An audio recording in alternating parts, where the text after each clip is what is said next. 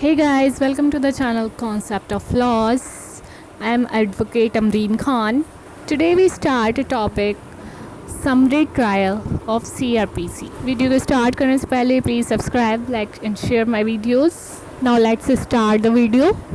Summary trial एक type का speedy trial होता है.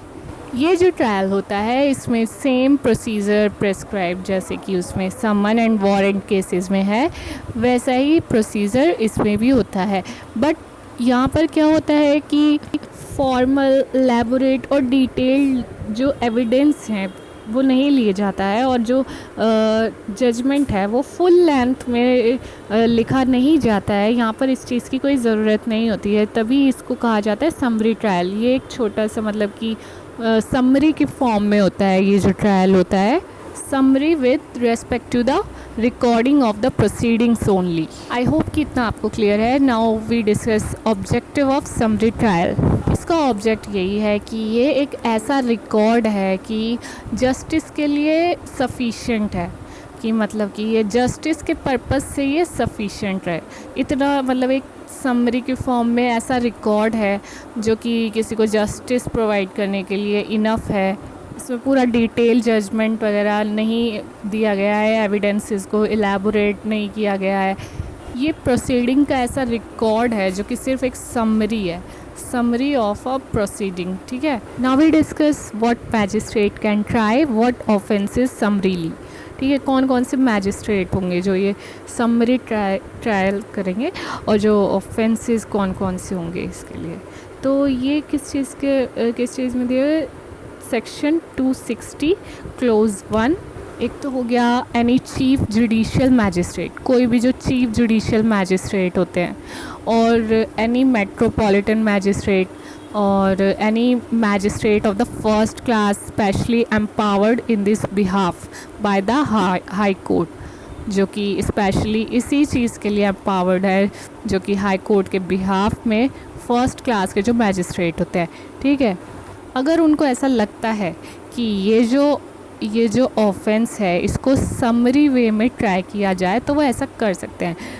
जैसे कि इसमें कौन कौन से ऑफेंस होते हैं. Offences not punishable with death, imprisonment for life और imprisonment for a term exceeding 2 years. जो ऐसे ऑफेंस होते हैं जो कि डेथ सेंटेंस उसमें नहीं होता है, जिसकी सज़ा डेथ नहीं होती है, या फिर लाइफ इम्प्रिजनमेंट नहीं होती, या फिर जो कि 2 साल से ज़्यादा की सज़ा जिसमें नहीं होती है. ये ऐसे ऑफेंसेस होते हैं जिनमें कि समरी वे में किया जा सकता है ट्रायल.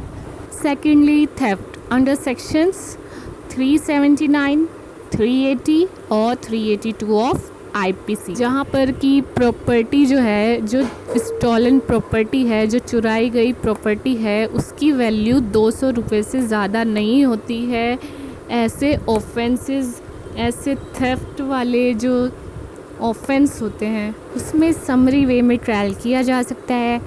और जो रिसीविंग और retaining stolen property under section 411 of the IPC, जहाँ पर कि प्रॉपर्टी की वैल्यू 200 रुपीज़ से ज़्यादा नहीं होती है. फोर्थ पॉइंट भी इसका यही कह रहा है, असिस्टिंग इन द कंसीलमेंट और disposal of stolen property under section 414 of the IPC, जहाँ पर जो प्रॉपर्टी है उसकी वैल्यू 200 रुपीज़ से ज़्यादा की नहीं है.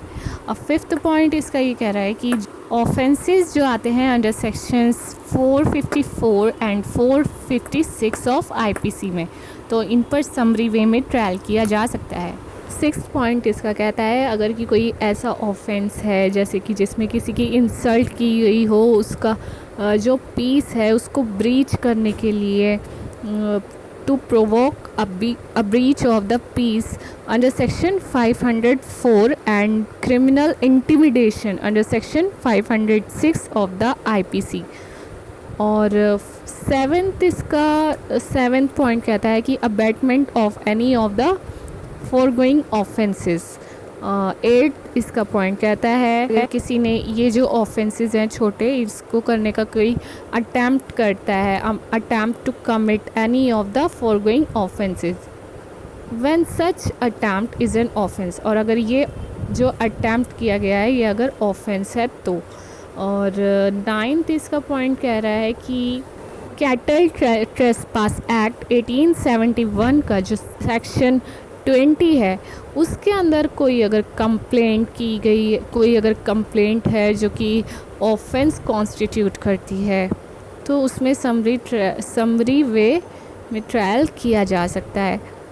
सेकेंडली यहाँ पर ये कहा गया है अगर कोई जो समरी ट्रायल चल रहा है, समरी ट्रायल है, वहाँ पर अगर कोई जो ऑफेंस है वो समरी वे में पॉसिबल नहीं है कि उसको समरी वे में ट्राई किया जाए, तो उसके लिए जो मैजिस्ट्रेट है, मैजिस्ट्रेट क्या करेंगे कि विटनेसेस को रिकॉल करेंगे, फिर से बुलाएंगे, उनको एग्ज़ामिन करेंगे और उनको दोबारा से सुनेंगे, रीहियर करेंगे उस केस के मैटर्स पर,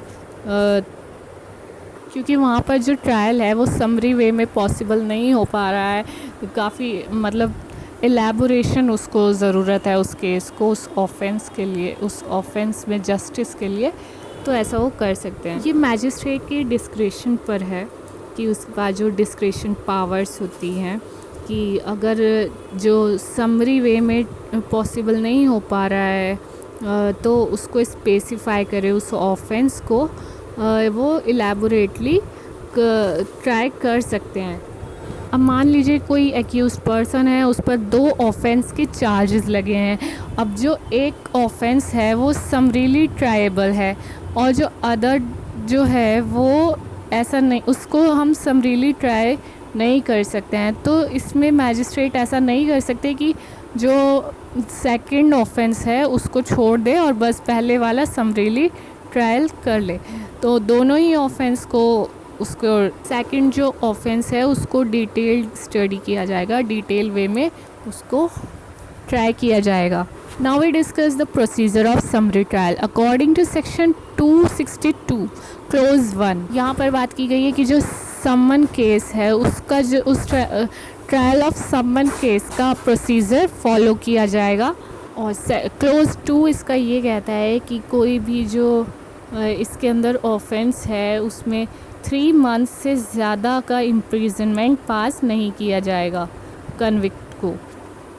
और यहाँ पर ये कहा गया है कि अगर जजेस को, मैजिस्ट्रेट को ऐसा लगता है कि जो जस्टिस के लिए सेंटेंस का जो टाइम पीरियड है वो ज़्यादा एक्सीड करना होगा, तो यहाँ पर उसका जो ऑफेंस है उसके नेचर को देखते हुए summon and warrant case, the trial should be held as in a warrant case और एज अ समन केस।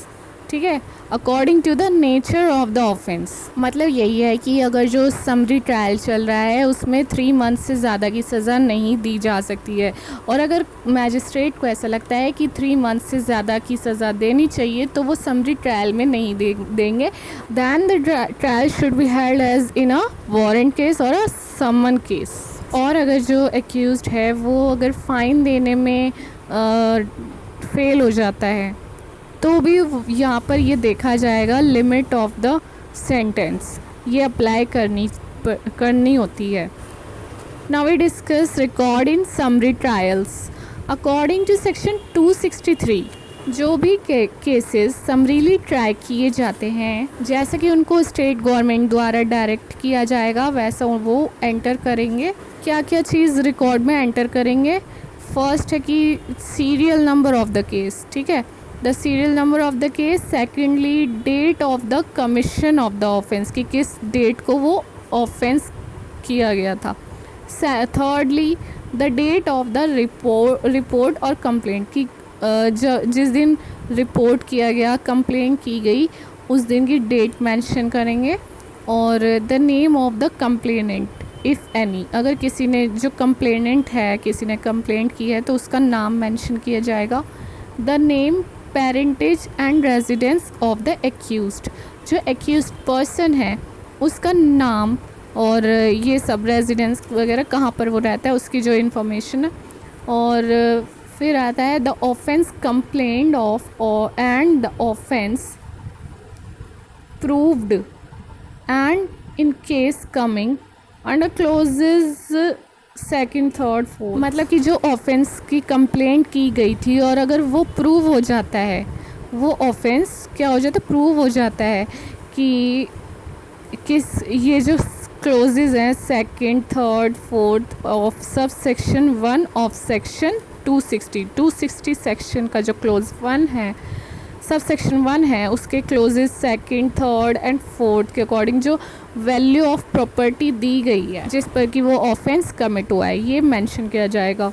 और क्या मेंशन किया जाएगा, और ये जो चीज़ें दी गई हैं, ये the plea of the accused and his examination if any, the finding, the sentence और other final order, the date on which proceeding terminate. ठीक है, ये सब जो डिटेल्स हैं ये सब रिकॉर्ड की जाएंगी।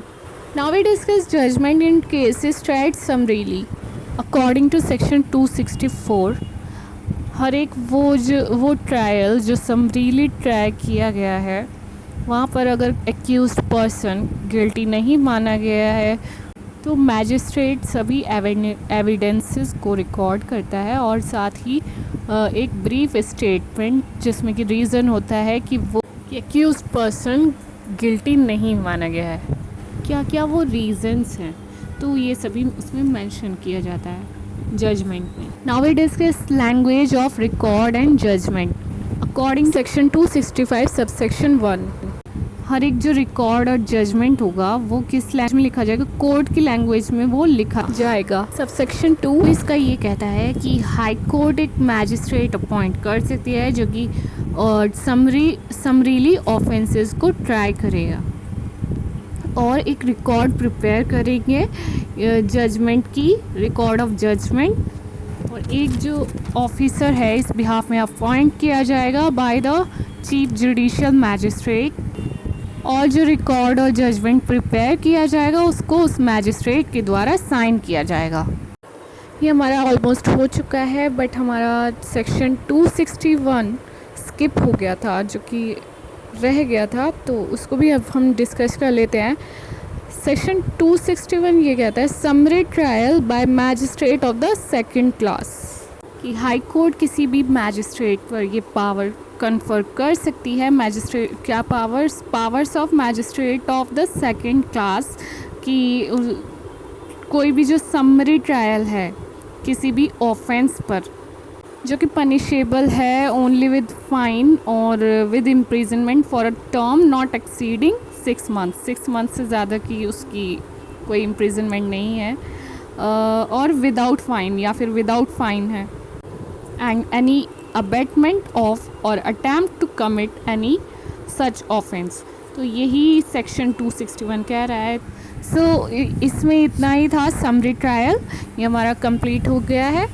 तो मिलते हैं नेक्स्ट वीडियो में, तब तक के लिए बाय बाय, टेक केयर।